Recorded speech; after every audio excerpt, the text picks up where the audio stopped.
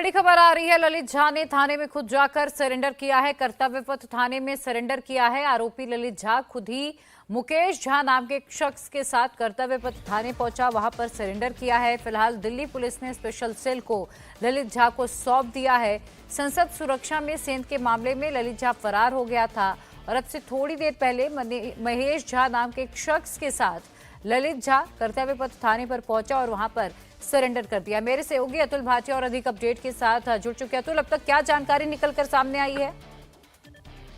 देखिए प्रिया, ललित झा जो है वो मोस्ट वांटेड था इस समय। आज कोर्ट में भी ये बोला गया कि उसको तलाश जो है वो दिल्ली पुलिस की स्पेशल सेल कर रही है। लेकिन जिस तरीके से लगातार 8 टीम्स जो है वो रेड्स कर रही थी, उसके बाद ललित झा जो है वो दिल्ली पहुंचता है, कर्तव्य पथ थाने पहुंचता है। और कर्तव्य पथ जो थाना है प्रिया, मैं आपको बता दूं, ये बिल्कुल पार्लियामेंट के साथ जुड़ता इलाका है। पहले ये बोट क्लब चौकी होती थी और अब ये कर्तव्य पथ थाना बना दिया गया है, जिसके अंडर में पूरा पार्लियामेंट आता है।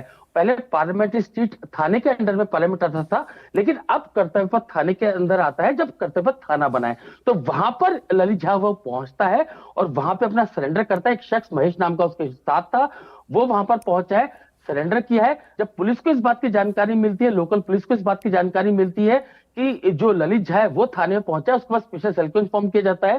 सेल की टीम वहां पर पहुंचती है और जो ललित झा है उसको अपने साथ लेकर जाती है।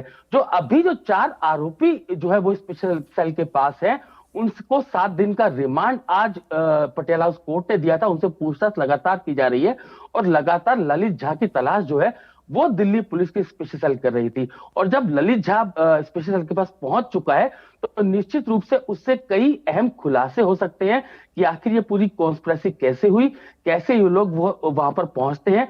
क्योंकि ललित झा के समेत इसके अलावा मनोरंजन है, सागर है, इसके अलावा जो बाकी जो दोनों शख्स है वो गुरुग्राम में विक्की शर्मा के घर पर रुके थे, वहां पर वो रहते हैं। और उसके बाद 13 दिसंबर को सुबह ये लोग जो है वो नई दिल्ली इलाके में पहुंचते हैं।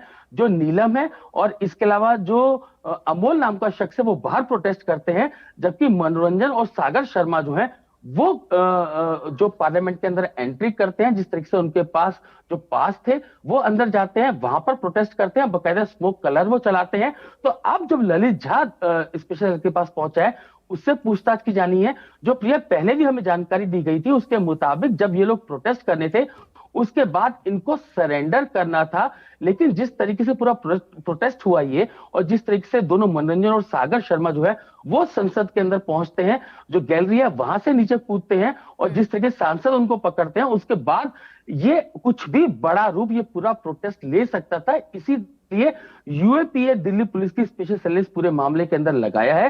तफ्तीश अभी की जानी है। अब 5 आरोपी जो है वो दिल्ली पुलिस के पास है। इस अलावा विक्की शर्मा, उसकी पत्नी को जो है वो दिल्ली पुलिस के स्पेशल सेल ने रिहा कर दिया, उनको घर जाने दिया है। गुरुग्राम में उनका घर है, उनको उनसे लंबी पूछताछ की गई थी जहां पर वो रुके थे। ये सारे 5 आरोपी वहां पर रुके थे और अब उनको ये कहा गया है कि अगर कोई भी जरूरत होगी तो पूछताछ के लिए वो शामिल होंगे। लेकिन अभी जो मेन 5 आरोपी हैं वो अब दिल्ली पुलिस स्पेशल सेल के पास पहुंच चुके हैं।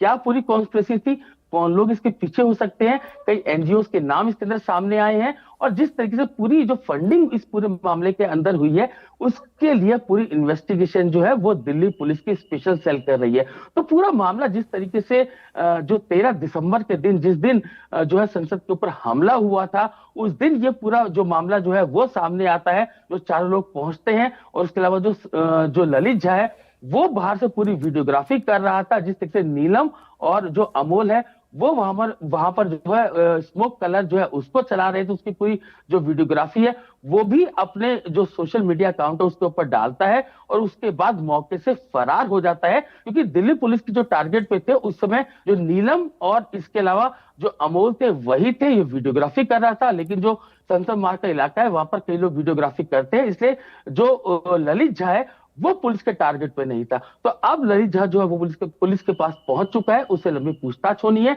उसके बाद देखने की बात ये होगी किस तरीके से नए खुलासे इस पूरे मामले के अंदर हो सकते हैं। लेकिन अभी जो पूरे 5 आरोपी हैं वो इस मामले के अंदर अब जो दिल्ली पुलिस की स्पेशल सेल है उसके पास पहुंच चुके हैं और इनसे लंबी पूछताछ जो है वो अभी की जानी है। जी प्रिया। जी।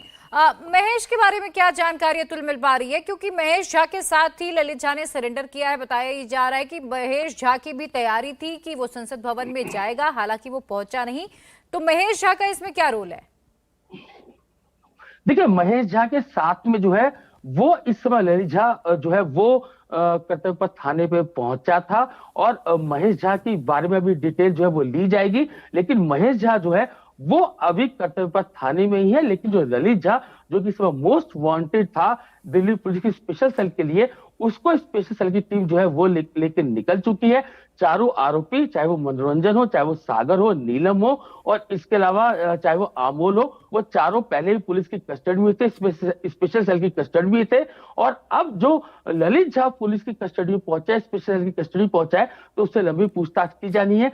कैसे इन लोगों ने पूरी कॉन्स्पिरेसी की थी, क्या इन लोगों का टारगेट था, क्या लोग इनको किसने फाइनेंस किया था, कौन से एनजीओ जो है वो इनके साथ थे, तो वो पूरी तफ्तीश जो है वो स्पेशल सेल ने करनी है। और अब जब ललित झा जो है वो स्पेशल सेल के पास पहुंच चुका है, वो खुद दिल्ली पहुंचा है, खुद उसने कर्तव्य पथ थाने में सरेंडर किया है, तो अब देखने वाली बात ये होगी कि आखिर किस तरीके से पूरी कॉन्स्पिरेसी निकल कर सामने आएगी, वो देखने वाली बात होगी। जी प्रिया। अतुल, इसमें कई किरदार हैं, कई नाम हैं, जिनमें से अब 5 या 6 की गिरफ्तारी हो चुकी है। हालांकि महेश झा भी बताया जा रहा है कि उसे इस पूरे मामले की जानकारी पहले से थी, उसे भी आना है, और इसीलिए इसको मिला दे तो अब तक 6 लोग गिरफ्तार हो चुके हैं।